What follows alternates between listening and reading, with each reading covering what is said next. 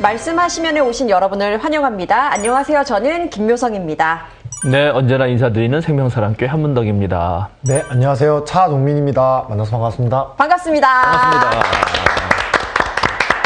아유, 활기차고 좋은 것 같아요. 그렇죠. 네. 근데 저희 활기찬 분위기와는 조금 다르게 뒤가 항상 검정색이어서 응. 저의 얼굴은 항상 이 계란만 안 보이죠? 머리카락이 잘 안 보입니다. 아유, 멋진 결이 잘 나왔는데, 그죠? 그렇죠. 오늘 약간 살짝 물결을 줬는데 물결을 줬지만 자기 만족에 그쳤다. 한 주간 잘 보내셨어요? 네, 잘 지냈습니다. 근데 왜 이렇게 이렇게 무겁게 대답하세요? 잘은 지냈는데 일은 많으니까. 일 많으시죠? 지금 네. 강의도 계속 하시고 네, 강의 계속돼요. 일주일에 3번 나가신다고? 4번. 4번이에요? 화수목금. 이틀은 인천 송도, 이틀은 신촌. 너무 힘드시겠어요. 네. 체력 관리하셔야 되는데 그래서 요즘에 걸어요, 열심히. 원래 안 다니셨어요. 아니, 예전에는 제가 3보 이상은 9보였거든요. 제가 네. 운동권이라 했잖아요. 정말 잘 달렸는데. 근데 한동안 못 걷다가 네. 요즘엔 일부러라도 걸어야겠다 그래서 웬만하면 걸어요.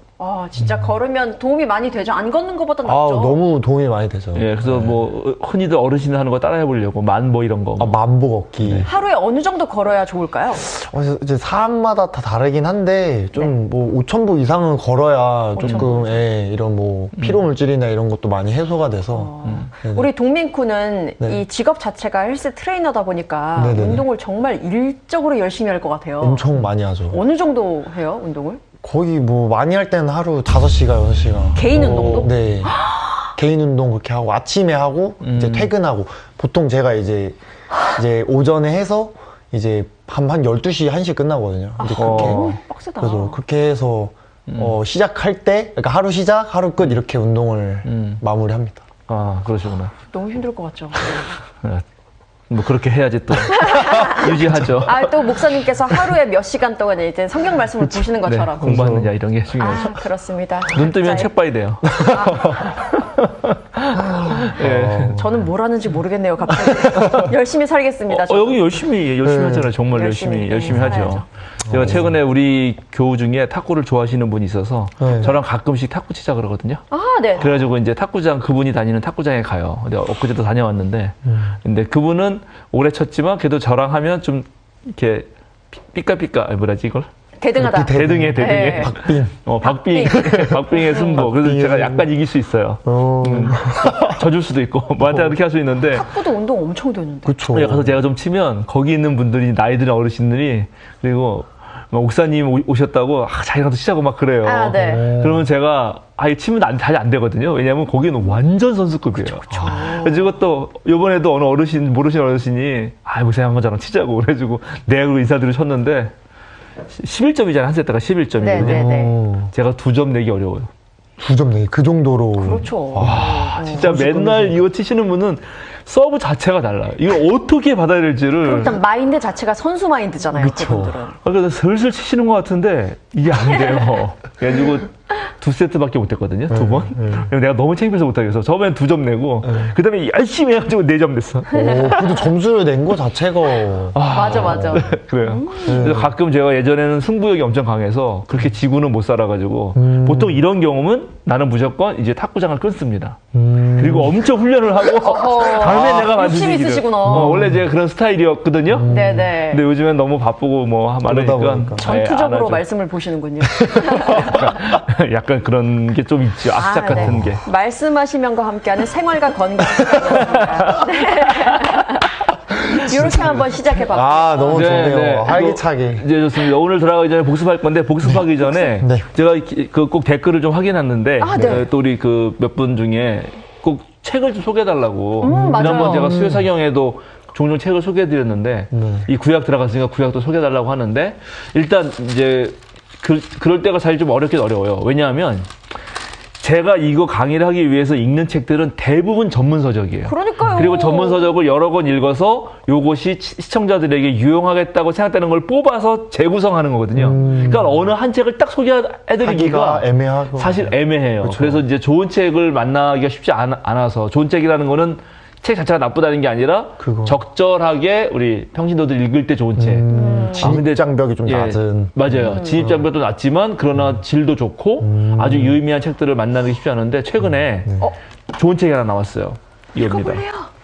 성서를 열다. 성서를 열다. 네, 성서를 열다라고 제목이 되어 있는데 오프닝 더 바이블이라고. 네. 오. 이거는 성서학자가 쓴 책이 아니에요. 그럼 누가 썼어요? 토마스 머튼이라고 하는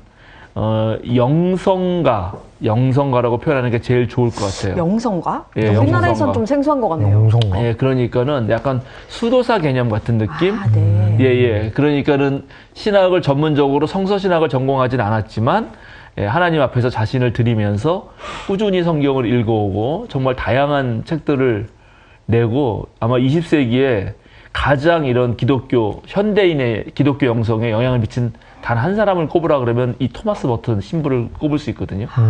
대단한 분입니다. 근데 이분이 성서에 대해서도 책을 낸 거예요. 근데 이게 이제 옛날에 카톨릭 쪽에서 구원의 빛이라는 제목으로 이제 출판이 됐었는데 네네. 예, 이거를 다시 비아 출판사라는 데서 또 성서. 재번역을 한 거예요. 근데 이 번역가가 제가 되게 좋아하는 후배이기도 하고 네. 그리고 번역이 되게 좋고 여기는 번역을 한 다음에 출판자 편집자들 몇 명이 둘러앉아서 반드시 읽어요. 오. 미리.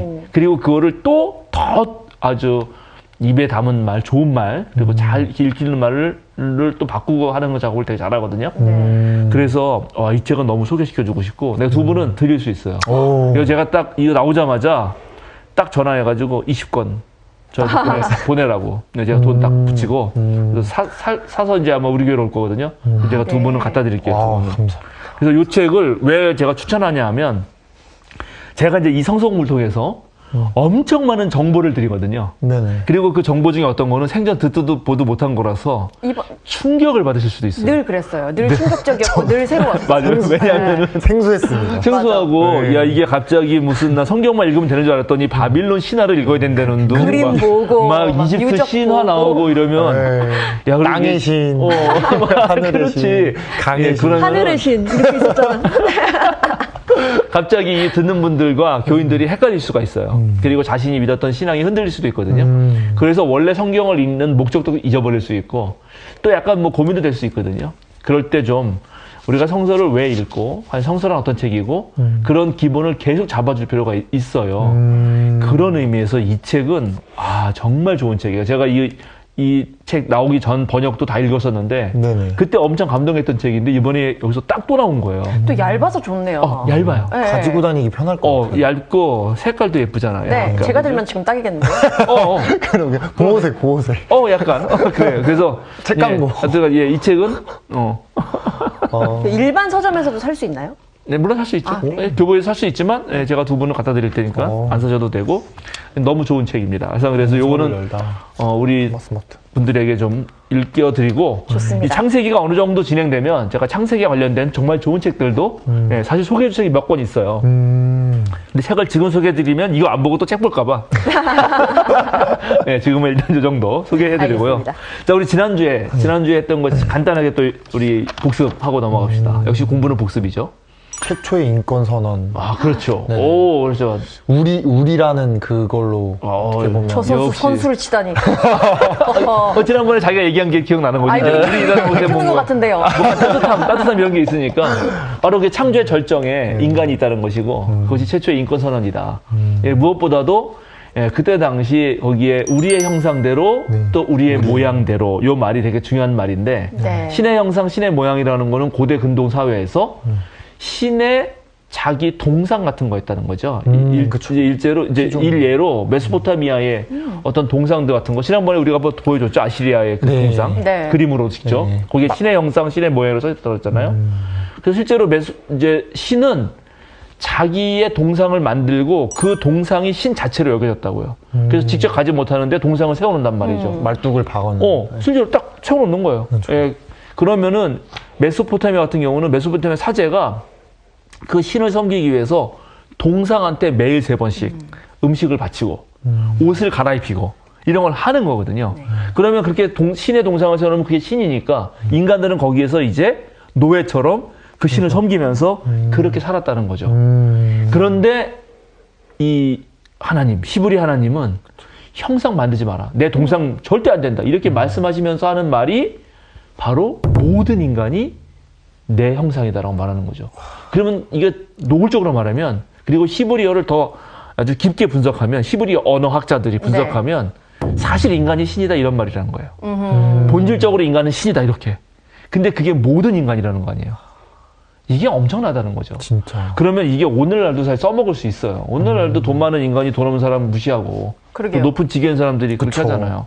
그죠? 상하관계에 대한 양복 같은 거 좀 뭐 이렇게 되게 가볍고 막 비싼 거 이런 거 입고 맞춤 양복. 이런 거 쫙 어디 들어가면 거기서 이제 앞에서 안내하시는 분이 저를 잘 안내하지만 제가 이렇게 추리닝 입고 막 지나가면 막 나가라고 막, 막 겉에 모습 보여지는 보고, 거에 대한. 막 그런 것도 있잖아요. 그쵸. 네, 실제로. 네. 그러니까 그런 시대가 지금도 그런데 그때는 더. 그때는 더 그랬다는 거죠. 그쵸. 아주 노골적이었는데 그러니까 이건 정말 최초의 인권선이라고 할 수 있고 또 하나 이제 지난주에 많은 얘기를 했지만 하나 기억하고 싶은 거는 늘 생육하고 번성하고 땅에 충만하라. 아 이건 좋은데 다스리고 정복하라. 그쵸. 네. 그리고 실제로 이 말 때문에 린 화이트라고 하는 어떤 학자는 이 말이 바로 자연 생태 파괴의 원인이 됐다. 하하. 이렇게 노골적으로 까고 그거에 대해서 엄청 많은 그런 학자들이 비판을 해왔어요. 그런데 그걸 그렇게 읽어야 되느냐? 아니죠. 그래서 그건 아니다. 하나님의 대리자로서 이 세상을 다스리고 정복하라는 말이라면 잘 돌보는 말일 것이다. 이렇게 이제 그냥 대체로 해석을 해왔는데 여기에 새로운 해석이 있었다는 거죠. 그렇지. 하지 마라. 동물성, 동물의 그러한 본능. 본능적 야수성을 정복하라. 그걸 다스리라로 해석할 수 있다는 거죠. 이 친구 오늘 이렇게 대답을 잘하고. 오늘 좀 일찍 왔어. 그래가지고 공부 되냐 했더니 더 공부하고 싶은데 아주 미리 못 와서 미안하다 그러면서 이야. 뭔가 준비가 됐더라고. 날로 성장하는 동민군. 아닙니다. 저번 시간에 너무 좋은 시간이어가지고. 정말 그래요. 근데 그게 더 느낌이 긴장이겠는데? 왜 그러냐면 거기 하나님이 우리의 형상대로 사람을 창조하시되 우리 번역은 남자와 여자로 창조하셨다 이렇게 나오잖아요. 근데 그 번역은 조금 순화한 번역이에요. 아, 남자와 여자를 창조하셨다는 그게 순화한 버전이라고요? 또 순화한 번역이라고. 번역이다. 번역을 원래 번역 노골적으로 리얼하게 하면 네. 하나님이 사람을 창조하실 때 우리 형상대로 그 사람을 창조하셨으니 암컷과 수컷으로 만들었다. 아, 딱 암컷 수컷. 와. 그러면은 그 딱 느끼면 이게 너무 동물적인 느낌이 들어요. 그러네요. 사실 남자와 여자라는 느낌은 나오는 건 나중에 2장에 또 나와요. 이슈에서 나왔으니 이슈하라리라 할 때 그렇게 남자 여자 느낌이 나는 단어가 또 있거든요. 네. 그러니까 이건 여전히 동물성이 있다는 거고 그리고 똑같이 동물에게 그리고 사람에게 하나님이 식물을 먹을 거를 줬잖아요. 네. 그러니까 인간도 여전히 동물과 그 같은 날에 창조되고 공통점이 있다는 거예요. 한편으로는 엄청나게 높이면서도 정말 장엄한 인간, 곧 신의 형상으로 만들었으면서도 여전히는 동물성을 가지고 있다는 것을 은근히 살짝 이렇게 알려주는 거죠. 그러면 우리의 동물성이라는 건 뭘까? 나중에 성경 전체를 보면 결국 야수적 폭력성이다. 결국 그것 때문에 의해서 이제 모든 문제가 생기거든요. 그걸 앞으로 창세기 읽어가면 제가 왜 이 말 했는지를 여러분 금방 느낍니다. 네. 그게 지난주에 한 거죠. 그리고 이제 자 보세요. 또 하나 더만 한 단계 더 나가면 네. 자 그럼 신이 자신의 동상을 만들어 놓고 그게 곧 신이라고 했으면 거기에 인간들이 그 앞에서 다 절했잖아요. 네. 그 노예를 만들었다 그랬죠. 네네. 그런데 하나님이 자기 형상대로 어떤 것도 만들지 말라 그랬다는 거죠. 그랬죠. 그러면 그런 걸 만들면 그걸 그리스도교에서는 뭐라고 부릅니까 이제? 우상. 우상이라고 부르지. 그 우상을 파괴하라 그러잖아요. 네. 그 우상을 파괴하는 이유는 뭐예요? 그게 무슨 저기 절에 가가지고 부처님 머리 자르고 이런 거 하라는 말이 아니란 말이죠. 그러니까. 근데 우리 기독교인들이 오해해가지고 막 그런 짓을 한단 말이야. 부처님 얼굴에 빨간 페인트 칠하고 말이지. 단군 동상 목자르. 그 당근도사 목 자르고 그런 거 하지 말란 말이에요. 그 말이 아니란 말이지. 그 말은 무슨 말이냐면 인간을 억압하는 모든 세력에 대해서 그걸 인정하지 말라는 말이지. 우상 파괴라는 말은 그렇게 이해해야지. 차라리 촛불을 들고 그죠? 독재 정권 맞서 싸워라 이 말이란 말이야. 근데 거기다 당군 목을 자르고 있으니 그 단군 목자르는 그게 저 굉장히 어렸을 때 한 맞아요. 20대 초반에 아마 있었던 일인 걸로 저는 기억하는데 그때 굉장히 정말 이 센세이셔널한 정말 그런 센세이션했지. 일이었거든요. 그때 막 반대 입장에서는 반대 서명 운동을 막 하러 다니기도 하고 기독교에서는 이게 맞다 이렇게 하는 게 뭐 과격해 보여도 마치 옛날에 운동권 마냥 우리 대신 이렇게 나서주는 거다 막 이런 얘기도 있었거든요. 잘못 저 해석하는. 그때 조금 휩쓸렸었어요. 그때 아, 네, 부끄럽네요. 네. 그럴 수 있어요. 그러니까는 더 근원적 의미를 우리가 제대로 알아야 된다. 그러니까 우상파괴는 인간을 억압하는 모든 독재 세력, 근데 강력하게 인간을 노예로 만드는 억압과 착취 세력에 대한 정확한 반대 의견이었다는 거죠. 그러니까 인권선언이라는 거예요. 네, 자, 이해하셨죠? 네네네. 좋습니다. 그래서 하나님의 형상, 인간이 하나님의 형상으로 만들었다는 것을 이런 식으로 해석하는 거. 신의 대리자로서 이 세상 모든 창조물을 대신 대리인으로서 잘 보호하고 다스리고 생육하고 모든 인간의 평등성을 얘기하고 인간의 존엄성을 얘기하고 특별히 동물적 폭력성은 정복하고 다스려라라고 해석하는 방식을 네. 기능적 해석이라고 불러요. 기능적 해석. 요거는 이제 성서신학이 아니라 네. 조직신학이라는 분야로 넘어왔을 때 그렇게 불러요. 오, 많이 들어봤어요. 조직신학. 조직신학. 그러니까 우리가 갖고 있는 신앙의 내용을 체계적으로 이해하려는 노력이에요. 네. 성서는 성서가 무슨 말 했는가? 성서로 하여금 성서가 말하게 하라. 우린 듣겠다. 이게 성서신학이고요. 네. 조직신학은 우리가 믿는 것들이 많이 있잖아요. 하나님은 누구신가? 예수님은 누구신가? 죄란 무엇인가? 기독교 신앙의 관점에서 인간이란 어떤 존재인가? 이런 질문들을 던지고 그것에 대해서 체계적으로 설명하려고 하는 거예요. 그럼 당연히 이거는 지금 인간은 하나님의 형상이라고 말하니까 이거는 조직신학의 다양한 주제 중에 인간론에서 다루죠. 어렵다. 이제 좀 어렵지? 네. 자, 그럼 여러분에게 다시 묻겠습니다. 어지러워. 사람이 다른 동물과 달리 또는 다른 존재들과 달리 정말 사람의 사람다움은 어디에 있습니까? 영혼. 여기 영혼. 그럼 영혼은 또 뭐야, 영혼? 정신? 정신. 그렇지. 피릿. 정신이라고 하는 거는 사유하는 정신을 말하는 거겠죠. 생각하는 네. 힘? 뭐 이렇게. 맞아. 동물도 생각할 텐데. 이런 얘기를 하는 거예요. 동물 생각하냐고요? 동물이 자기를 반성적으로 생각할 수 있나요? 아, 그거는. 그러니까 예를 들어 아닐 것 동물끼리 고양이가 만나가지고 자기의 옛 모습을 생각하거나 또 다른 고양이 어떤 모습을 생각하면서 제가 저번에 저랬는데 쟤 좀 이상하지 않니? 이렇게 내가 옛날에는 머리를 이렇게 했는데 그때 내 모습은 괜찮았니? 우리 주인이 나를 이렇게 잘라줬는데 털을 그때 모습과 지금 모습과 비교해서 어때? 이런 얘기 할 수 있냐는 거지. 그렇게 고차원은 아닌 것 같아요. 제가 고양이를 키우는데 애가 뭐 생각도 하는 것 같고 눈치도 보는 것 같지만 그렇게 고차원적으로 과거의 나 자신을 비교하는 그 정도는 아닌 것 같네요. 그래서 그걸 자기 반성적 의식이라고 하거든요.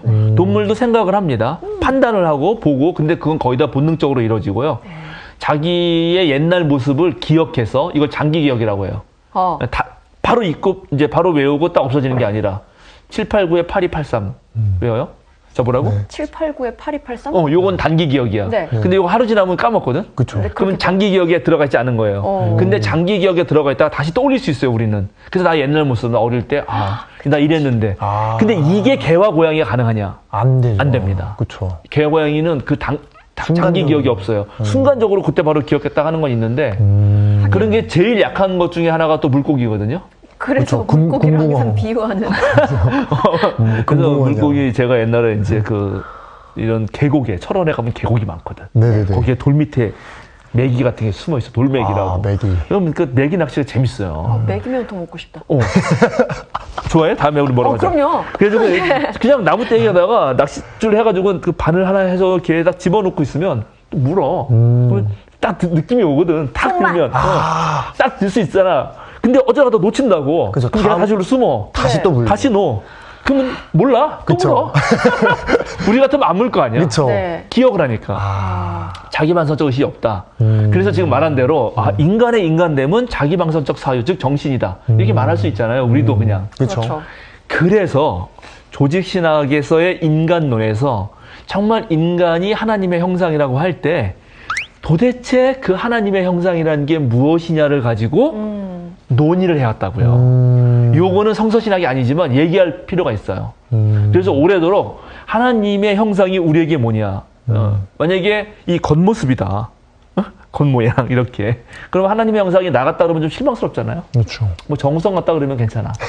우리 묘성 장군 같다 그러면은 땡큐지. 아이. 그죠? 뭐 동민님 같다 그러면은 뭐 괜찮지, 멋있지. 동상 세워놔도 괜찮아. 매니저예요. 그렇잖아요. 그런데 그런 건 아닐 거 아니에요. 그쵸. 그렇죠. 왜냐하면 하나님이 사람을 창조하시되 남자 여자 창조했다면 하나님은 남자인가 여자인가 헷갈리잖아요. 그래서 그런 건 아닐 거다. 그래서 진짜 인간이 하나님의 형상을 가지고 있다면 그런 거는 이럴 거다라는 논의를 해왔어요. 그 중에 대표적인 게 지금 동민군이 말한 거야. 이성이다, 이성. 이건 다른 피조물과 달리 인간에만 있지 않냐. 그러니까 하나님의 형상은 이성이다. 또 뭐가 있을까? 이성. 일단 적어놓고. 또 생각해 보세요. 하나님의 많아요. 형상. 다른 동물과 특별히 비교해서, 다른 식물과 비교해서 인간에게만 있는 거. 도덕 윤리를 지키잖아. 오. 그쵸. 도덕성도 그거 아닐까? 그럴 수 있겠네요. 도덕. 그다음에 보니까 하나님께 영광을 돌리고 하나님을 찾는 존재는 인간밖에 없네? 인간의 종교성. 인간의 종교. 가만 보니까 말을 하는 것도 인간밖에 없잖아. 그러네요. 언어 능력. 엄청 많네요. 이렇게 숱하게 얘기해 왔어요. 숱하게 많은 거를. 네. 요런 거를 하나님 형상에 대한 실체적 해석이라고 얘기해요. 실체적 해석. 실제로 똑같은 게 있다는 거야. 비슷한 게. 하나님의 형상은 이런 거다라고 해왔다는 거죠. 그런데 진짜 그런 걸까? 라고 할 때 저는 이제 이런 엄청 많은 신학자들이 엄청 많은 말을 해왔는데 저는 그 중에 가장 마음에 드는 게 하나 있어요. 오늘 제가 그걸 소개하고 싶어서 꼭 얘기한 거예요. 맞추고 싶은데요.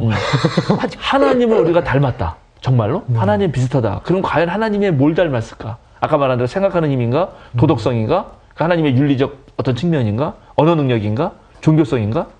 이렇게 할 때 제가 말하고 싶은 거는 창조하는 자유입니다. 창조하는 자유? 하나님이 뭘 했어요? 창조했잖아요. 그쵸. 만들었죠. 만들었잖아. 자기 마음대로. 응? 없는 것을 만들 수가 있단 말이죠. 그리고 우와. 있던 것도 바꿀 수가 있단 말이죠. 어둠에서 빛으로 만들었단 말이죠. 그리고 여기에는 자기가 만들고 싶은 걸 만들잖아요. 네네. 이걸 좀 멋있게 어려운 말로, 아니 멋있다는 건 아니고 하여튼 영어로 해보면은 셀프 트랜스포메이션. 네. 스스로 자기 모양을 바꿀 수 있는 능력. 그걸 하나님이 가지고 있다면 인간도 그런 거 아닌가? 그쵸, 있죠. 어때요? 굉장히 진취적이네요. 그렇죠. 네. 자유가 있다는 거야. 그러니까 인간의 가진 자유야말로 그것도 그냥 자유가 아니라 새로운 것을 만드는 창조적 자유. 즉 프리덤. 나는 요 정도인데 이것을 뛰어넘어서 새로운 것을 만들어내는, 즉 더 나은 나로 가게 하는 나의 자유를 확대해서 일종의 성장이에요. 그래서 그거를 셀프 트랜센덴스. 트랜센덴스가 초월, 넘는다는 거예요. 자기를 계속 넘어서는 능력, 이야말로 그것이 인간의 모습이다. 진짜 하나님의 형상이네요. 그렇지. 왜냐하면 하나님이 형상을 왜 그럼 만들지 말라 그랬을까, 우리한테. 그거는 하나님이 어떤 자연적 조건 안에 매일 수 없기 때문이에요. 하나님을 만약에 우리가 그 부시맨 이런 애들이 콜라 숭배 이런 게 있거든? 진짜로요? 그냥 광고에서 그랬던 거 아니에요? 아니, 진짜로. 그러니까 예를 들어서 꼭 콜라 숭배는 아닌데 그게 이제 비행기를 날아가다가 뭐가 물건이 떨어졌어요. 네. 근데 걔네들이 처음 본 거야, 이 원주민들이. 그리고 이게 하늘에 떨어졌잖아. 하늘에서 내려온 거란 말이야. 그걸 숭배한다고. 와. 그러면 이제 그 물건이 숭배의 대상이 되잖아요. 그러니까 하나님을 어떠한 형상으로 만들어 놓고 거기에 숭배하는 방식에 된다면 하나님은 그 만들어진 것에 갇히는 꼴이 되잖아요. 그쵸. 그렇죠. 근데 하나님이 창조적 자유를 가진 분이시라면 어떤 것에도 매이지 않아야 돼요. 네. 그러니까 하나님의 형상 금지라고 하는 거는 매이지 않는다는 거거든. 하나님은 언제나 자유가 있다는 거예요. 그래서 이제 이게 나중에 우리가 출애굽기 할 때 또 배울 건데 하나님이 모세를 보내서 저 애굽 땅에서, 그 고대 이집트죠. 네네. 애굽 땅에서 고생하고 있는 저 내 백성들을 보내라. 근데 그때 당시 모세는 80살이었고요. 미디안 광야에서 양이나 치는 목자였어요. 네. 근데 파라오는 그때 당시 최고 제국의 왕인. 최고 권력자야. 그쵸. 그러니까 오늘날로 말하면은 어디 저 같은 경우 이제 시골 출신이니까 내가 농사를 짓고 있는 내가 한 80살 먹었는데 갑자기 미국 가서 바이든 만나가지고 너 주한미군 철수시켜. 자식이 너 중국한테 그러지 마. 우리 같이 아시아 잘 살 거야. 뭐 이렇게 한다든지 뭐 이런 얘기를 하라는 거야. 그러면 바이든이 듣겠어요? 아니, 아유. 나를 내가 만날 수도 없잖아. 그렇죠. 그러니 얘기는 달라질 수 있어. 만약에 윤석열 대통령이 그럴 리 없지만 나보고 대신 대사로 파견한다. 그러면 좀 국가적인 관계가 있으니까 그쵸. 내가 간 게 아니라 내가 대통령의 이름으로 간다 그러면 괜찮잖아요. 어떻게 이참에 호주 대사로. 괜찮네. 왔지 걔. 왔잖아. 왔죠. 내가 대신 어떻게 나 안 보내주나? 공백 상태가 좀 있거든요. 아유, 그럼 좋네. 나한테도까지 도주 대사라고 부르진 않겠지. 그럼요. 파견 대사, 파견. 도주 목사. 목사. 아니, 그런데 그럴 때서 모세가 그게 말이 안 되니까 물어요. 하나님 이름을 알려줘라. 내가 그냥 내 이름으로 가면 그쵸. 거기는 태양신도 있고 다 있는데 내가 그 누구의 신의 이름으로 왔다고 해야지. 그랬더니 하나님이 뭐라고 말하냐면 그거를 그리스 말로 번역했을 때 스스로 있는 자라고 번역을 했어요. 아, 네네. 그래서 우리 번역도 나는 스스로 있는 자다 이렇게 번역됐어. 네. 이름을 물어봤는데 나는 스스로 있는 자다. 맞아. 이게 뭔 말이야? 근데 그게 원래 그 말이 아니에요. 그럼요? 그게 히브리 말로 그대로 번역하면 나는 되고 싶은 대로 될 자다. 또는 나는 있을 곳에 있는 자다. 이 말이에요. 이 말은 무슨 말이냐면 이름을 물어봤는데 대답을 해준 게 아니라 가기나 해라. 내가 있을 곳에 있을 거다. 네가 거기 가면 난 내가 거기에 거기에 있다. 있어서 내가 알아서 할 테니까 가기나 해, 자식아. 이름을 물어봐. 근데 왜 이름을 대답을 안 하셨냐? 이름이란 것 자체가 규정하는 거예요. 그쵸. 어디 가둬놓는 얽매 거. 있는. 가둬놓는 거예요. 그렇죠. 묘성 장군이라고 부르면서 장군이 되잖아, 갑자기. 그쵸. 그럼 장군의 맞아. 포스가 있어야 되는 거야. 프레임이야, 프레임. 프레임을 거는 거야. 그게. 이미지, 그죠. 그리고 진짜 한 분이면 이름이 필요 없어요. 만약에 자 산이 하나면 그냥 산이라고 하면 돼. 근데 산이 여러 개니까 에베레스트, 뭐 백두산, 한라산 이렇게 구분하는 거거든. 네. 근데 진짜 하나면 산이라는 이름도 필요 없어요. 그러게요. 강과 비교해서 필요하니까 강산 이렇게 되는 거죠. 그렇죠. 진짜 하나면 뭐 그분 뭐 이렇게 하면 이름 안 불러도 다 알아. 네. 그 하나님은 하나님에게 이름을 붙이는 순간 이름이 규정됩니다. 그래서 하나님의 정말 가장 큰 특징 중에 하나는 자유예요. 자유. 프리덤. 그러면 우리 인간에게도 하나님이 자유를 주셨다고 말하면 어떨까? 그것도 새로운 것을 만들어내는 자유, 너가 어떤 조건에도 얽매이지 않고 그것을 뛰어넘는 자유, 우와. 새로운 창조적 자유. 이게 가장 멋있어, 제가 보기에. 진짜 멋있는데 솔직히 처음 들었어요. 그렇죠? 당연하지. 네. 늘 항상 우리는 아무것도 할 수 없습니다. 하나님께서 다 하십니다. 맞아. 맨날 이렇게만 배워 있었지. 너는 모든 걸 할 수 있어라고 듣기는 조금 어려웠던 것 같아요. 이런 말이 하다는 거지. 정말 이게 대단한 거거든요. 그래서 이제 그 되게 유명한 그 랍비의 말이 있는데 우리가 읽는 게 창세기잖아요. 창세기, 출애굽기, 레위기, 민수기, 신명기를 5권을 토라라고 불렀다고요. 토라는 가르침의 책이라고 그랬잖아요. 가르침이라는 뜻이었다고 그랬잖아요. 그리고 이 토라에는 가르침의 핵심은 뭐냐면 율법이라고요. 율법. 네. 근데 율법의 얘기는 출애굽기에 나와요. 그래서 그 랍비가 물어봐. 이 율법 책인데 토라는. 근데 왜 율법이 창세기에 나오지 않고 두 번째 책에 나오나? 네. 율법 책이면 율법이 처음에 나와야지. 이렇게 자기 스스로 묻고 대답을 하는 거야. 뭐라고 대답해요? 자유가 없으면 법도 필요 없다. 자, 보세요. 자유가 없는 사람에겐 법이 필요 없어요. 내가 이거를 어길 수도 있고 행할 수도 있고 안 할 수도 있을 때 너 이거 하지 마라. 이 말이 의미가 있는 거지. 그렇죠. 너 해라 이 말이 의미가 있는 거지. 전제가 그렇지. 자유로운 인간이라는 전제 그렇죠. 하에서만 그게- 법과 모든 책임이 필요한 거예요. 그래서 하나님은 법 얘기 전에 토라의 맨 앞에 자유 문제를 두었다. 라고 대답을 또 혼자 해. 이것도 멋있죠. 네. 예. 자. 그래서 하나님에 대한 아까 기능적 해석, 하나님 형상은 기능적으로 이렇다 하는 거는 이제 인권 존중부터 해가지고 얘기했죠. 실제적 해석은 여러 가지가 있지만 그것도 다 뭐 나름대로 의미가 있어, 의미 없다는 거 아니에요? 근데 저는 여러분 그렇게 한번 해석해봐라. 우리가 하나님의 형상이라면 누구나 창조적으로 자유롭게 살아갈 그럴 힘이 있다. 지금의 조건에 얽매이지 말고 어떤 사람은 얽매여서 주눅들어 산다고 해서 그 사람 무시하면 안 되고 그 사람이 언제든 그 조건을 뛰어넘고 새로운 창조적 자유로 나아갈 수 있는 가능성의 존재라고 봐라. 이렇게 말하라는 거죠. 근데 그 자유에 있어서 혹시나 오용의 그런 위험도 있을 것 같아요. 있죠.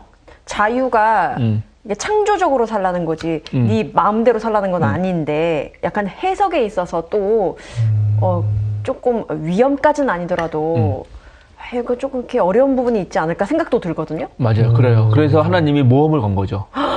모험을 걸어서 제가 지지난 주인가 말했어요. 하나님이 후회 한번 한 적 있다. 아니 나중에 후회하는데 네. 그래서 천사들이 막았다 그랬잖아. 네. 반대했다 그랬잖아. 다 멸망시켰다 그랬잖아. 네. 왜냐하면 자유를 주는 순간 얘가 이걸 오용할 확률이 높습니다. 허허. 그때 하나님 어떻게 하시려고 하냐고. 그렇죠. 근데 하나님이 그 말 듣고 기분 상해가지고 천사를 멸했다는 거 아니야? 탈무드에. 쓸데없는 소리 하지 말라고. 맞아요. 나는 그래도 자유를 주고 준다. 끝까지 하겠다. 바로 요 해석에서 이제 한 단계 더 나가면 그럼 하나님이 왜 인간에게 자기의 형상인 창조적 자유를 주었는가 하는 거예요. 그건 뭐냐? 서로 같이 자유의지를 가진 상태에서 상대하고 싶어서 존중의 의미가 있네. 대화하고 싶어서 네. 이거를 이제 관계적 해석이라고 하거든요. 관계적 해석. 관계적 해석이라고 하는데 이게 정말 인간이 하나님의 형상으로 창조됐다는 거는 인간만이 하나님과 소통하고 대화할 수 있는 유일한 상대자인 생명체다. 그러겠죠? 네. 이게 되게 중요한 거예요. 그래서 우리 인간만이 사실은 종교성을 가지고 있다는 말도 그 말이에요. 자, 사람은 첫 번째, 우리 인간이란 말 있잖아요. 인간 한자? 네. 한자가 그게 한자잖아. 인간이. 사람인. 그 다음에 간 뭐예요? 간은. 사이간이에요? 사이간. 아 그런가? 또 서로 사이간자야. 그러면은 그게 커뮤니케이션? 정말 중요한 말이야. 인간이 사람인의 사이간자거든. 그러면 진짜 인간은 언제 인간인가? 서로 사람 사이에서만 인간이에요. 우리 그 늑대 소년이라는 게 있거든. 그거 들어봤어요? 인도의 북부에서 어떤 아이가 발견됐는데 네. 걔가 어릴 때 유기돼 버려져요. 네. 그 늑대에게 물려가. 그거 본. 왜? 그래서 실제로 늑대 손에서 키워져요. 키워져서? 10몇 살 때까지. 네. 근데 그걸 발견한 거야. 그래서 얘를 데리고 와. 근데 얘들이 말을 못하지 당연히. 늑대 컸으니까 우우 뭐 이래. 늑대 정말 소리를 습성을 늑대, 내고. 늑대처럼 하고. 그렇죠. 근데 열심히 하셨는데 결국 나중에 이제 일찍 다 죽어요.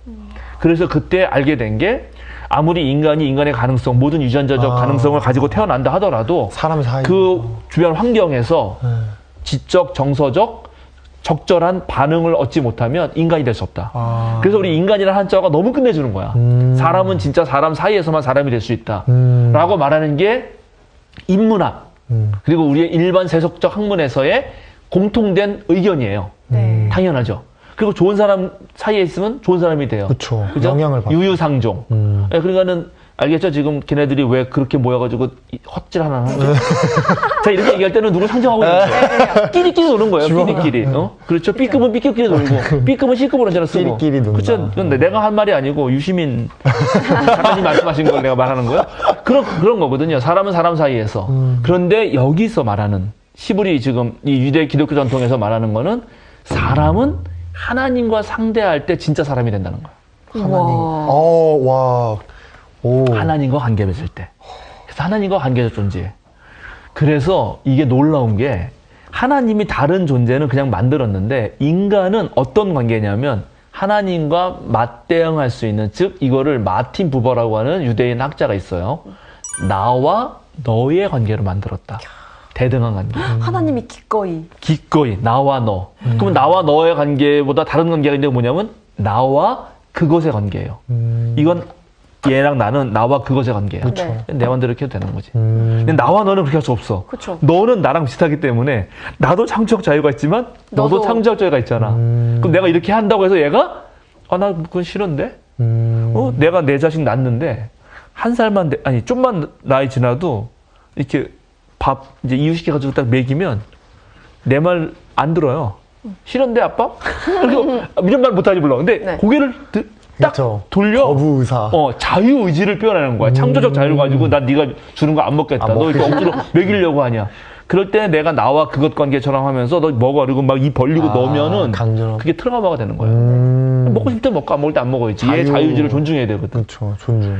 그래서 왜 굳이 왜 그지 생각할까? 왜 굳이 하나님은 하나님이 자 그래 역시 장군님 훌륭합니다. 내가 그 얘기를 정말 하고 싶거든.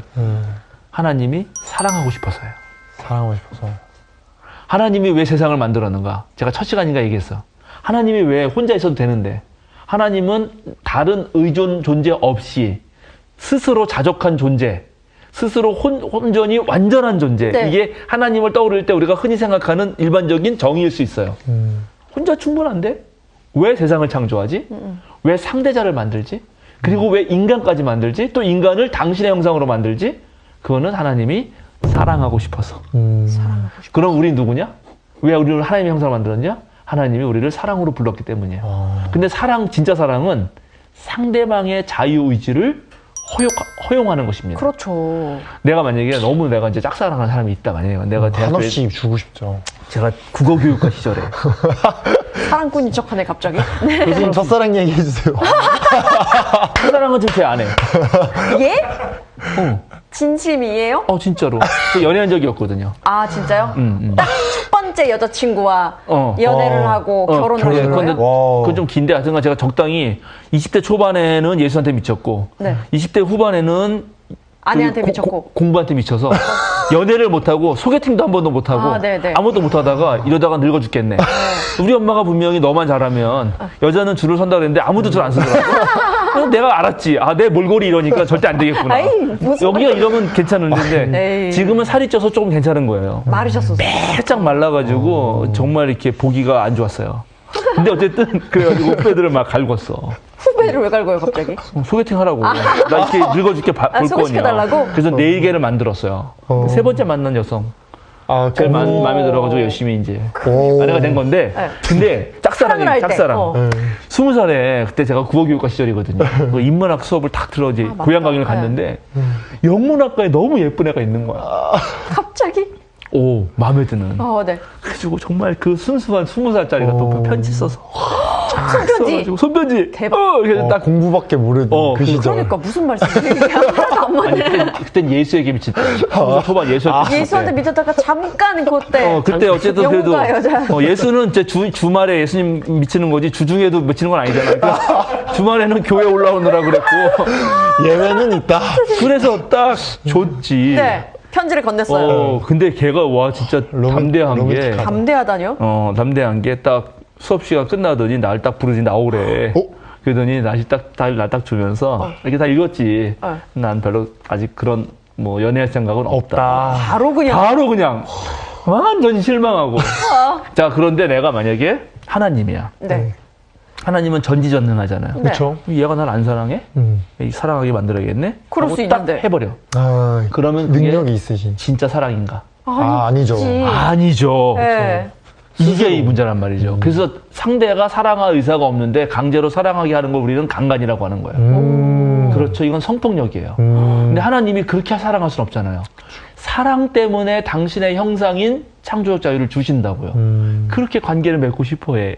근데 인간이 이제 자유의지를 가졌는데 그 영문과 그 학생이 자유의지를 내가 줬더니만 난 지금 연애 생각 없어? 이렇게 해버린단 말이지. 내 속은 타들어가지. 어떻게 근데? 어쩔 수 없지. 어쩔 수 없죠. 없지. 네. 자유니까 그분이 또. 네, 하나님이 그걸 택했다. 지금도 많이 마음이 아프신 것 같아요. 마음이 아프죠. 그 기억 때문에. 그 20대에 그때도 연애 한번 못 해보고 그래서 더욱더 더 예수한테만 미치고 말이지. 이러면 안 되는 거 아닌가. 네. 이해하셨죠? 그래서 하나님의 형상에 대해서는 이런 해석들이 있다. 이게 조직신학적 해석이다. 괜찮지 않아요? 괜찮아요. 그죠? 아까 그 인권 존중도 정말 성서적으로 멋있지만 실제로 이 기능적 해석이 성서학자들이 대체로 동의하는 해석이에요. 네. 우리가 사실 뭐 하나님이라면 어떠셨을까? 우리가 뭔가를 선택하거나 살아갈 때 하나님처럼 살아야겠다, 예수님처럼 살아야겠다고 얘기는 하지만 이게 굉장히 분리된 느낌이었거든요. 예수님처럼 사는 것이 어떻게 적용을 시켜야 될지 굉장히 어려웠는데 지금 그 창조의 맞아요. 그 내용 안에서도 어떻게 사랑을 하며 살 것인지, 어떻게 하나님처럼 살 것인지가 답이 보여서 신기해요. 그래서 나중에 혹시 사귀는 사람하고 뭐 같이 결혼도 하고 뭐 같이 살 계획들이 있으면 그때 상대방하고 같이 살죠. 그래서 흔히 뭐 부부는 일심동체라 그래요. 그거 다 개뻥이에요. 일심동체가 되면 안 돼요. 안 돼요? 각자를 존중해야 되는 그렇지. 거구나. 따로 또 같이. 같이 또 따로. 즉, 같이 살지만 따로의 공간을 확보해 줘야 돼요. 칼릴 지브라니라는 유명한 시인이 있는데 그분이 삼나무와 참나무가 서로를 그늘에서는 함께 자랄 수 없다. 네. 공간을 띄워줘야 돼요. 그런 시를 쓰거든. 그러니까 자 이런 게 바로 우리가 누군가를 사랑한다 그럴 때 그 진짜 사랑은 무엇이냐? 상대방의 창조적 자유를 허락해주고 그 사람의 부족한 것을 뛰어넘을 수 있는 그런 초월적 공간을 늘 만들어주는 것이 이야. 사랑이에요. 이걸 우리가 하나님한테 배우는 거지. 오, 실질적이에요. 그렇죠. 네. 그러니까 성경 말씀을 읽을 때 내가 하나님의 형상으로 태어났다는 게 무엇인가? 자, 기능적 해석으로 보면 모든 사람 하나님의 형상이에요. 지나가는 형제, 아침에 지나간 사람에게서 내 형제로 보이는 거죠. 그럴 때, 와, 나는 진짜 하나님을 보았다. 두 번째, 창조적 자유. 누구에게나 창조적 자유가 있는 것이지. 나도 나의 자유를 가지고 새로운 걸 만들어낼 수 있어야지. 세 번째, 관계적 존재로서 그 창조적 자유를 가진 존재가 나를 사랑했어. 그 하나님이 나를 너로 대해주셔. 아주 똑같이 대등한 인격적으로 대해주시면 나도 모든 사람을 그렇게 대해야 되는 거 아닌가? 그런데 사랑하는 사람은 더 그래야지. 내 가족, 네. 내 뭐 부모, 내 아내, 뭐 내 그 배우자, 더 남편, 뭐 등등 뭐 내 애인 이렇게 해야 되는 것 아닌가? 이렇게 읽어낼 때, 자, 우리가 하나님의 형상으로 지음받았다는 것이 이해가 되는 거죠. 네. 말씀하시면과 함께하는 사랑과 전쟁. 그렇죠. 네. 나중에 이제 그거 잘 안 되는 분들, 우리 상담합시다. 한 달 뒤에 봅시다. 뭐 이런 거 하자고요. 자, 4주 후에 뵙겠습니다. 네, 그런 거 한번 해야죠. 자, 그러면 인간이 죄를 지으면 하나님의 형상이 파괴될까요? 어떻게 생각하세요? 인간이 죄를 지으면 하나님의 형상, 우리 하나님의 형상 창조됐잖아요. 근데 우리가 죄를 지어요. 그럼 파괴될까요? 순간 파괴됐다가 회복되나? 회복되나? 그래서 이거를 얘기해 보세요. 그 약간 죄인들도 어떻게 보면 그 인권 존중 뭐 이런 게 있으니까 아니지 않을까요? 아, 그래도 온전하다. 그렇죠. 이거에 대해서 이제 아주 여러 해석이 있어요. 이것도 다 조직시장에 다루는 거예요. 네. 우리 죄 때문에 과연 나중에 죄를 지는 거 꼭 나오거든. 이제 조만간 나와. 곧 있다. 그러면 그때 아담이 원래 갖고 있던 하나님의 형상이 파괴됐느냐? 전적으로 파괴됐다고 하는 설이 있어요. 근데 부분만 파괴됐다. 근데 부분일 때 뭐냐면 하나님의 형상과 하나님의 모양대로라고 돼 있잖아요. 네네. 모양은 찌그러졌는데 형상은 남아있다. 그래서 이 남아있는 형상이 점점 돼서 모양을 바꿀 거다. 이렇게 막 거기 단어가 2개 나오니까 이런 식으로 하면서 부분 파괴라고 있거든요. 네. 그런데 그건 실제적 해석에서 그렇게 하는 거죠. 그런데 관계적 해석의 입장에서 보자면 내가 죄를 졌다 그래서 그럼 하나님이 나를 너로 안 대해주는가? 아니라는 거예요. 그건 아닌 것 같아요. 내가 죄를 져도 하나님은 끝까지 나를 너로 대해주신다. 지난번에 말했죠. 천사들이 막 그런다 그럴 때 내가 너를 끝까지 없겠고 업어다니겠고 내가 너 곁에 끝까지 있겠다. 그래서 일단 오늘날도 우리가 죄를 진다 그래도 그 사람에 대한 그 사람이 어떤 상황에서 잘못된 행위를 했다고 한다면 그 죄를 교정하는 건 의미가 있지. 그래서 그 사람이 원래 좋은 사람으로 원래 하나님의 형상을 가진 존재로 거듭나게 하는 역할을 해야 되는 거죠. 그래서 그런 의미에서 사형 같은 거도 웬만하면 하지 말자는 거고 모든 나라가 그죠? 그리고 웬만하면 지금 이제 아직 교정이 덜 됐으니까 격리는 시키지만 그래도 그 죄인의 인권도 지켜야 된다. 이런 말이 나오는 이유입니다. 그렇죠. 이해되셨죠? 네. 그런데 우리 이쪽 이제 로마 카톨릭부터 해서 우리 개신교 전통은 너무나 인간이 죄를 져서 타락했다고. 넌 죄인이라고. 이런 얘기를 너무 많이 해왔어요. 그렇죠. 이제 그런 얘기 좀 그만했으면 좋겠어요. 목사님들 알았죠? 그런 얘기 그만하자. 목사님들 이런 거 죄인이야. 보실지 모르겠네. 그래요? 사죄해야 돼.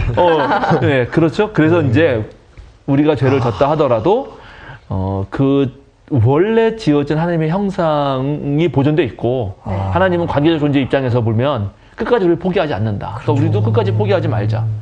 네, 분명히 죄를 짓는 데는 제가 이런 생각이 있어요. 우리 제가 가르치는 학생들에도 정말 나쁜 놈이 있는데 그런 놈에게도 하나님이 은혜 베푸시나 이런 질문을 나한테 던졌더라고. 네네네. 그런데 진짜 태어나면서 나쁜 놈이 있나? 정말 태어나면서도 애기인데 걔가 나쁜 놈인가? 물론 사이코패스적이라고 하는 약간 그런 어려움이 있을 수도 있어요. 그러나 그런 경우를 제외하고 태어나면서도 나쁜 놈이 있어요? 성악설 뭐 그런 거. 예, 그거는 아니라는 거죠. 태어났을 때는 무한한 가능성 가지고 태어났는데 얘가 자라는 과정에서 다양한 관계 속에서 나쁜 짓을 저지르는 거죠. 반사회적 행동을 할 뿐이지. 그러니까 태어나면서도 원래 나쁜 놈인가? 이런 걸 한번 고민해 보자는 거죠. 그러니까 하나님은 그 가능성을 보실까? 아니면 넌 죄인이니까 무조건 넌 나쁜 놈, 넌 안 돼. 넌 이게 저랑 성악설, 끝이야. 성성설과는 조금 다른 의미인 거죠. 다른 네. 거죠. 다른 겁니다. 예. 그렇게 생각해 보자는 거죠. 그러니까 죄를 졌어도 하나님은 그 죄인을 끝까지 품으시려는 존재다. 그러니까 하나님의 형상을 관계적 입장에서 보면 하나님은 끝까지 우리를 너로 대하고 싶어 하신다. 그것으로 내버려두지 않는다. 이렇게 이해하면 좋겠고요. 자, 이제 또 마지막으로 한두 가지 하면 이제 끝나려고 하는데. 벌써요? 시간이? 시간 다 되지 않았나요? 벌써 40분. 진짜 뭐 스며들어가지고. 그쵸. 그러면 이건 내가 좀 강의를 잘했다. 네, 인정. 네. 네, 새로운 창조적 자유가 잘 발휘됐다. 이렇게 말할 수 있고요. 하나님의 형상이었다. 이거 감사합니다. 여러분 모두 누구나 네. 예, 좋습니다. 그런데 이제 오늘 이렇게 인간이 멋지게 창조의 절정에 정말 장엄한 인간으로 곧 신 자체로 본질적으로 신의 형상이다. 이런 것까지도 그렇게 설명되는데 그 인간을 놀랍게 하나님은 모든 존재 피조물의 막둥이로 창조하신다. 그렇죠. 창세기 1장에서는. 네. 그러면 우리가 아무리 창조의 절정에 있고 생육하고 번성하고 청에 충만하고 이 모든 걸 이미 많은 걸 다스리라고 하나님이 명령했다 손 치더라도 또 우리가 하나님의 형상이라 치더라도 막내는 막내답게 막내의 역할을 해야 되지 않을까. 일단 형 누나들을 존중해야 돼요. 존중해야죠. 그래서 프란치스코 같은 성인은 달 형님과 해 형님에게 그렇게도 해석을 하는구나. 조심해야 된다. 먼저 태어나신 분, 먼저 태어나신 분들에게 예의를 갖춰야 된다. 그리고 먼저 태어난 분들에 대해서 이해를 할 줄 알아야 된다. 네. 그렇죠? 그래서 우리가 열심히 자연과학도 발전해가지고 이 우주의 비밀을 조금씩 알아가잖아요. 네. 그리고 그걸 알아갈수록 경이에 빠져요. 경이. 놀라워. 야, 이게 어떻게 가능하나. 그죠? 인간이 남자가 평생 만들어내는 정자수와 그다음에 여성이 평생 만들어내는 난자수를 합쳐가지고 거기서 내가 딱 태어날 확률은 100조분의 1인가 그렇대요. 와. 그리고 내가 태어났다는 게 기적이라고. 진짜. 경이에요, 경이. 그렇네요. 생명이 탄생했다는 것 자체도 경이야. 어떻게 물질에서 생명이 나오나? 또 생명에서 어떻게 이런 반성하는 의식의 정신이 나오나? 이거 다 경이롭다. 갑자기 내 자신이 소중해지는. 이거 그렇지. 다행이다. 좋다. 마지막으로 막둥이로서 이 모든 것을 준비해 주신 하나님과 선배들에게 감사하고 찬양해라. 이렇게 얘기할 수 있는 거예요. 그럴 수 있네요. 자, 그리고 마지막으로 하나님이 이제 창조를 하시면서 창조하실 때마다 좋았다 그러죠. 네. 보기에 좋았더라. 좋았다. 이거를 7번 말씀하시거든. 네. 7일 동안 창조했는데 또 7번 말씀하셔요. 어디 말하냐면 이건 그냥 자막으로 다 쳐야 되겠죠. 4절, 10절, 12절, 18절, 21절, 25절. 그리고 마지막으로 이제 인간 창조를 마치고 31절에 요건 읽읍시다. 네. 창세기 1장 31절 읽어주세요. 하나님이 손수 만드신 모든 것을 보시니 보시기에 참 좋았다. 저녁이 되고 아침이 되니 엿새 날이 지났다. 네. 참 좋았다. 맨 마지막에. 네. 총괄적으로. 그리고 저녁이 되고 아침이 됐으니까 이제 아침에 밝은 빛이 계속된다. 이건 얘기했었죠? 네. 근데 여기 좋았다라는 말 있잖아요. 좋았다라는 말을 우리가 좀 분석해야 되는데 일단 여기서 우리가 이 유대 기독교 전통의 신앙에서 아주 깊이 깨달아야 되는 거는 하나님이 이 세상을 부정한다, 긍정한다. 긍정한다. 긍정합니다. 네, 여러분 요즘 한국 세상이 정말 긍정하기 어렵죠? 네, 어렵죠. 세상이 왜 이 모양인가? 응? 이 세상이 지금 개판이구만. 살기 싫으네. 말세 같고. 말세가 빨리빨리 이 없어지고 새로운 세상이 와야지 이렇게 하지만 그러나 이 유대 기독교 전통의 신앙은 이 세상에 대한 끊임없는 긍정입니다. 이 세상을 떠나서 딴 데 달나라가가지고 어디 뭐 세우자 이런 거 안 돼요. 이게 무척 중요해요. 왜냐하면 이런 생각이 당시에 있었던 이 세상 모든 걸 부정하고 정신만이 깨끗하다라든지 이 세상이 아니라 저 먼 어디 천상에 완벽한 세계가 있다든지 이런 세계의 생각들이 있었거든요. 그걸 전부 부정하는 거예요. 이 세상을 끝까지 고치고 이 세상을 위해서 어떻게든 변화시키려는 노력해야죠. 네. 낙관과 긍정을 가지고. 이게 첫 번째. 그 다음에 두 번째, 이게 좋았다 그럴 때 이게 히브리어로 토부인데 토부. 네. 토부가 일단 어떤 말이냐면 이건 찾아볼까요? 출애굽기 2장 2절 찾아주세요. 창세기 출애굽기 바로 뒷장입니다. 창세기 출애굽기 창세기 다음에 출애굽기 2장 2절. 네. 우리 묘성 장군님은 사무엘상 12장 12절, 16장 12절. 2장 2절이요. 네. 그 여자가 임신을 하여 아들을 낳았는데 그 아이가 하도 잘생겨서 남이 모르게 석 달 동안이나 길렀다. 요게 이제 모세 엄마가 모세 낳은 거거든. 여기 하도 잘생겨서 잘생겨서. 이거 잘생겨서. 처음 봐가지고. 재밌지? 이 말씀 쓰면 진짜 와. 하도 잘생겨서 잘생겼다가 토부야. 자, 그럼 우리 매선 장모님, 사무엘상 네. 16장 12절 읽어주세요. 그래서 이새가 사람을 보내어 막내 아들을 데려왔다. 그는 눈이 아름답고 외모도 준수한 홍안의 소년이었다. 요게 홍안의 소년. 다윗이거든. 네. 다윗. 다윗. 데이비드. 다윗이란 말이에요. 다윗. 어머. 하나님이 잘생긴 애를 좋아해. 용모가 준수하고 그때나 홍안이 지금이나. 눈이 아름답고. 그때나 지금이나래요. 아니 그때나 지금이나뿐만 아니라 외모 사람이나 지상주의. 하나님이나. 하여튼 잘생긴 것들은 안 돼. 너무 사랑을 받아. 아, 긍정하세요. 세상을? 긍정. 그래요. 알겠습니다.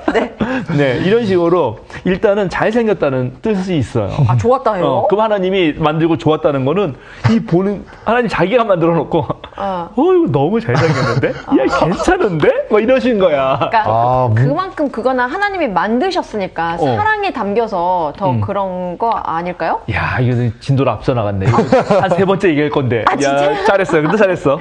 근데 요 토브라는 말은 그것뿐만 아니라 어떤 사건을 내가 막 하는데 이제 뭔가 일을 막 하고 있는데 그 작업이 아주 잘 진행돼 가지고 그 진행된 결과대로 내가 원하던 대로 의도한 바대로 딱 이루어졌을 때 쓰는 말이에요. 그러니까 내가 만약에 저기 해가 있어라.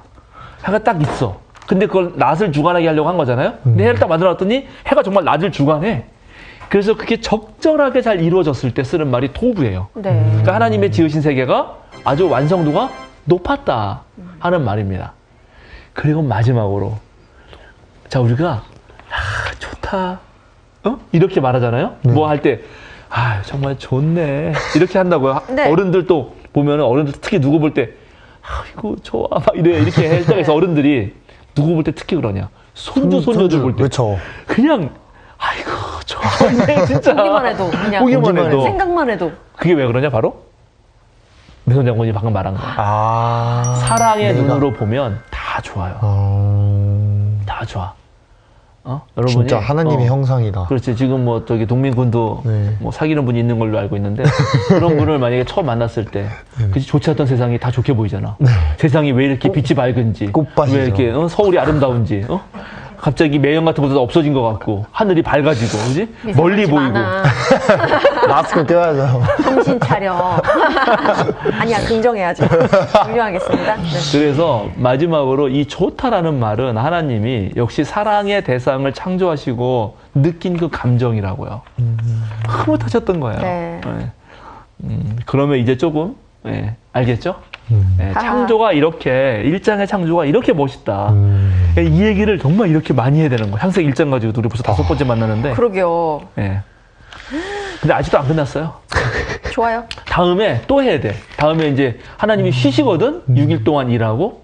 그럼 일한다는 건 뭐고? 노동은 뭐고? 또 쉰다는 건 뭔가? 그 노동과 일의 관계는 어떻게 되는가?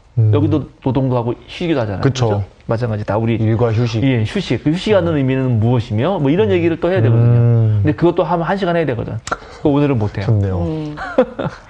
너무 좋습니다. 그러니까요. 너무 좋아요. 네. 전 많은 걸 창조가 이렇게 우리의 현실과 음. 내 생활과 딱 맞닿아 있다라는 거를 오늘 좀 배운 것 같아요.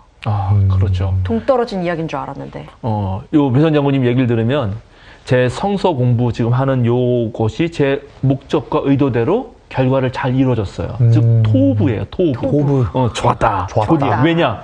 바로 이거예요. 여태까지 우리 많은 그리스도인들이 성서를 읽지만 이게 내 얘기가 아니야. 그냥 성서들이 있고 그건 교회에서 듣는 얘기고 또 내 삶은 따로거든요. 그게 아니라는 거죠. 이 정말 하나님의 말씀이 실제로 살아있어서 내 삶에 직접적인 영향을 미친다고요. 그러면 내가 이제 오늘 저랑 같이 하나님의 형상에 대해서 이렇게 모든 시청자들과 여러분이 얘기했다면 그걸 정말 마음에 새기고 다니면 모든 사람에게서 하나님 형상을 보면서 또 나 스스로도 야 내가 이렇게 뭐 머물러 있을 건 아니지.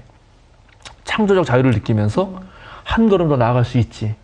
마찬가지 동민도 트레이닝 하면서 내가 요렇게 운동을 해봤는데 난 창조적 자유가 있는데 요렇게도 해볼까? 그럼 새로운 거 딱 만들어내는 거야. 그러면 하나님의 형상이 빛을 발하는 거지. 또 그렇게 당연하죠. 다 적용이 가능한. 그렇죠. 이렇게 되는 거예요. 그러니까 삶에. 실제로 말씀이 우리에게 힘이 되는 거죠.